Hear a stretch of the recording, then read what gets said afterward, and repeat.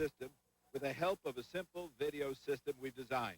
It takes your body and its immune system into one great big non-stop video game of search and destroy. The immune system supplies an army of microscopic defenders which fight a lifelong, never-ending war on millions of fronts with millions of enemies. But in this war, the enemy never tires. It continually designs new camouflage and attack strategies. In this real-life game, the enemies are viruses, bacteria, fungi, and parasites, and they can cause destructive illnesses, from the flu, arthritis, allergies, to cancer, and to AIDS. And your body is under constant attack from the day you're born to the day you die. Most battles are won, but some are lost, and when that happens, you develop an infection and become ill. The enemy is tricky, but your immune system has many weapons and divisions under its command. Principal among its powers is the ability to recognize friend from foe, self from non-self.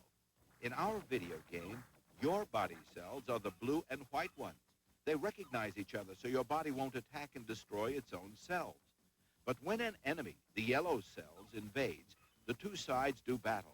When that happens, your body is mounting an immune response. In this reaction, any substance that triggers an immune response is known as an antigen. One of the easiest ways to see your immune system responding to an invading antigen is with a cut finger that becomes infected. You'll notice the cut area gets inflamed. It becomes painful and red and swollen.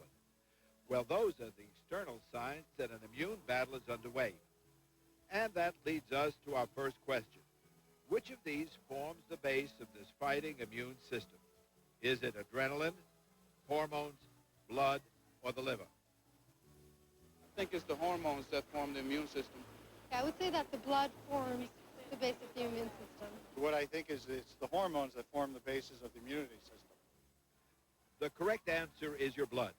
Actually, our blood is made up of red and white blood cells and platelets. But it's the white blood cells that form the basis of our immune system's fighting forces. Let me show you. Our white blood cells actually separate into two central divisions, B cells and T cells. The blue and white defenders in our video game. They work together. And each type has many different weapons in its arsenal. From antigen-seeking antibodies, which latch onto enemy cells and help identify and target a specific antigen for destruction, to a powerful array of cell-destroying chemical missiles. And that leads us to our next question. Which of these are key organs in the immune system? Brain, heart, bones, thymus, or the appendix? The bones, the thymus, and the appendix are the key parts of the immune system. I think it will be the heart. It is the key of the immune system. I would say that the key organ of the immune system is the thymus. The answer is the bones, thymus, and appendix. But those are only some of the organs of the immune system. It also includes the tonsils and adenoids, a variety of lymph nodes and lymphatic vessels, the spleen, and Peyer's patches in the small intestines. All of these areas help the white blood cells develop and deploy. But the real core of the system is in the bones, in the bone marrow, the soft tissue and the hollow shafts of the long bones, like those in your legs. It's there that the B cells get their name, because they mature in the bone marrow. T cells, on the other hand, migrate on to the thymus, a small organ that lies high behind the breastbone. After they develop, some B and T cells hold down the fort in the various immune system organs and lymph nodes. Others patrol the body through the blood system and the lymphatic vessels, which are similar to blood vessels, except that they only carry the warriors and the prisoners of the immune system. There are many common childhood illnesses, some severe ones that bring children into a hospital such as this one. You can begin to appreciate just how complex the immune system is. It's what keeps us healthy in a world full of germs. But how long does it take to develop this miraculous defense system? Here's our next question. By what age is your immune system mostly developed? Birth, 1 year old, 3 years old, or 5 years old? I think the immune system is mostly developed at 5 years old. Your immune system would probably most be developed at birth. I think it keeps developing through your life, but probably it's mostly ready by the time you're about 5. The correct answer is 5 years old.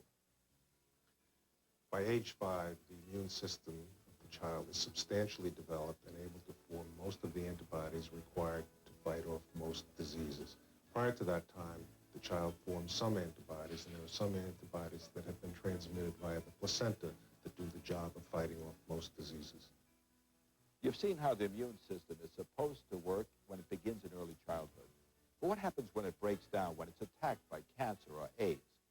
We'll take a look at some of these questions next on the Immunity Test. Over the last decade, AIDS and the human immunodeficiency virus have made us increasingly aware of the vulnerability of our immune system. This virus weakens the body by destroying its natural ability to resist life-threatening infections and diseases. At major science centers around the world, Hoffman-LaRoche researchers are exploring a broad range of questions about the cause and the progression of illnesses, including how viral diseases develop and how genes are replicated and regulated. At Hoffman-LaRoche, we're committed to dedicating the time, the people, and the financial resources necessary to discover treatments and cures for immune diseases and other illnesses. Beyond therapeutic approaches, our scientists are revolutionizing diagnostic testing for AIDS, cancer, and a host of other diseases by utilizing an exciting new technology called PCR. At Roche, we're working today for a healthier tomorrow for everyone. Can you tell which person has lupus? Neither can we, because most people with lupus look healthy. Many don't know they have a serious autoimmune disease because symptoms can vary. Symptoms like low-grade fever or exhausting fatigue. The Lupus Foundation of America is here to help. For more information, check your local listing or call 1-800-558-0121.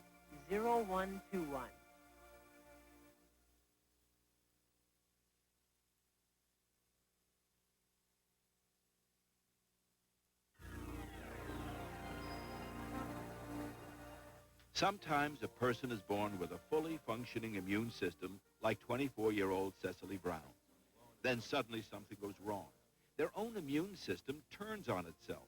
Those same powerful disease-fighting cells that attack invaders are now attacking their own body. When that happens, like it did to Cecily, that's known as an autoimmune disease. And that leads us to our next question. Which of these is caused by your own immune system? Rheumatoid arthritis, lupus, or Graves' disease, the illness with which President and Mrs. Bush suffer? Rheumatoid arthritis, lupus, and Graves' disease are all caused by your immune system. Graves' disease is caused by your own immune system. I would have to say that lupus would be the disease that would be caused by your immune system, or that would be subject to your immune system.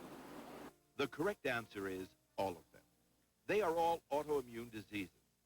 Rheumatoid arthritis inflames the joints of the body with stiffness and pain.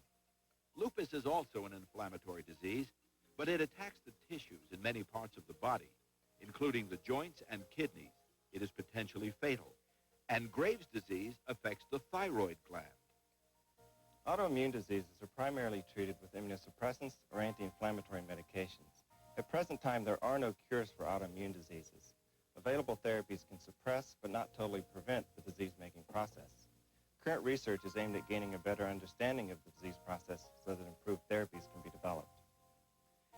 In Cecily's case, what she thought was a stubborn cold last summer that simply wouldn't go away turned out to be lupus. Except for excruciating pain in my knees, which I do tend to get on occasion, the medication which I'm on, prednisone, 10 milligrams, makes me feel pretty good. It enables me to do what a normal person would do. I basically look at this disease as something I have to share my body with, something that I'm always going to live with, but I don't see it as something that it's going to kill me, but it's something I'm going to live with, and I'm learning to do it. Doctors are uncertain what causes autoimmune diseases. They're also not sure why women develop autoimmune diseases at far higher rates than men. Let's turn now to allergies, something that lots of folks suffer with. What ties, if any, do they have with our immune system? Our next question, true or false? The symptoms of hay fever and asthma are caused by an overreaction or inappropriate reaction of your immune system. Is that true or false? True. The symptoms of hay fever and asthma are caused by overreaction of the immune system. True, the symptoms of hay fever and asthma are caused by an inappropriate reaction or an overreaction by your immune system. I think that's false. The answer to that is true. In fact, the immune system responds as aggressively as it would to a virus or a tumor. The reaction occurring was once protective. It was a way to rid the body of parasitic infections. But that was generations ago. Now in modern-day society, such parasitic infections aren't that prevalent. There are substances, however, substances such as house dust mites, cat dander, and grass pollens, which elicit a very similar reaction. There's no obvious reason for the body to react to these substances in this fashion. When the immune system overreacts in people with asthma, breathing is difficult because the entire bronchial system becomes inflamed and the airways constrict in the lungs. Although current asthma drugs can open those airways, researchers are developing new classes of drugs that will have fewer side effects. Such drugs include blockers of substances released in the lung during an asthmatic attack. These blocker drugs are called antagonists. They're designed to help calm the overall inflammation in the airways triggered in asthmatics. Now that you know a little more about your immune system, let's take a closer look at AIDS and the virus that causes it, HIV. AIDS stands for Acquired Immunodeficiency Syndrome. With AIDS, a virus called HIV, the human immunodeficiency virus, attacks and destroys T cells, part of the backbone of your immune system. The result is that your body can't fight off common illnesses. Simple infections become life-threatening. Our next question is this: true or false? Doctors are now able to detect in blood samples the virus that causes AIDS. I think that's true. True. It's true that you can detect the AIDS virus in blood samples. I would say false. They can't detect the AIDS virus in blood samples. The answer is true. Tests using the polymerase chain reaction are available for the detection of HIV, the virus that causes AIDS. Scientists using PCR technology are capable of copying a single segment of DNA millions of times, allowing for the detection of a single infected white blood cell in a background of 100,000 uninfected white blood cells. It is the most sensitive test developed to date. PCR technology will enable patients to be diagnosed earlier and therefore treated earlier for such diseases as AIDS, tuberculosis, and Lyme. Scientists are also using this technology in the investigation of genetic disorders such as cystic fibrosis and certain cancers, including leukemia and lymphoma. Our next question looks at your immune system and cancer. True or false? If your immune system is weak, you're more susceptible to cancer. True. If your immune system is weak, you're more susceptible to cancer. False. If your immune system is weak, you're not more susceptible to cancer. True. I believe that if your immune system is weak, that you're more susceptible to cancer. The answer is true. Patients with AIDS or those who have markedly depressed immune systems for other reasons, for example, patients who have received kidney transplants, have an increased risk for cancer. But experts do not agree on whether boosting a normal immune system can effectively prevent the onset of cancer. Employing genetic engineering, scientists are now experimenting with two cancer-killing substances that are part of the immune system's cancer attack team. They're called interleukins and interferons. They're being tested in skin cancer and in leukemia, among others. But because of the complexity of the immune system, there's often no way to know that your immune system is broken down or becomes seriously weakened. However, there are a few warning signs to look for. If you become sick frequently, if you get multiple infections in several parts of your body, or find that your infections don't respond well to standard treatment, you may want to check with your doctor. We've just finished looking at some of the things that go wrong with your immune system and weaken it. But are there ways of strengthening the immune system? And how is the body able to accept a foreign organ in a transplant operation? We'll be back in a minute with more on the immunity test. We're proud to sponsor the immunity test. At Hoffman LaRoche, we're working today for a healthier tomorrow.